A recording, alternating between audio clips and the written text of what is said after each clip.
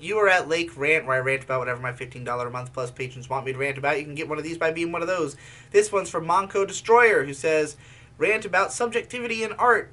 You talked before about art being subjective, and in some people rebuttal that it's not because the representation of something is objective, like a chair, book, etc., can't be argued that it's not that subjectively.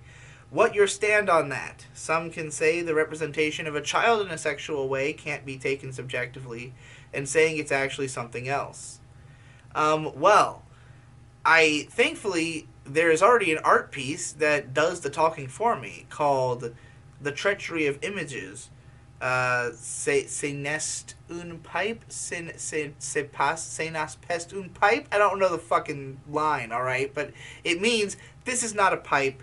It's written under a painting of a pipe. A a painting of a pipe is not literally a pipe. It is a representation of the idea of a pipe. It might be based on a real pipe, it might not. It's based on what somebody expects a pipe to look like. There is no real pipe that it is representing unless it is, in fact, a life drawing of a real pipe. And even then, it is not an accurate representation of that pipe.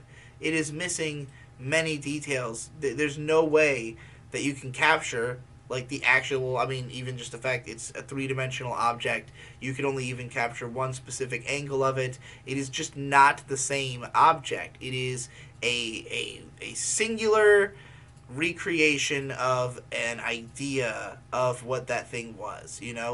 Um, so again, it may be that there was a specific pipe that was used, but that pipe is no longer in the same state as it was in that painting.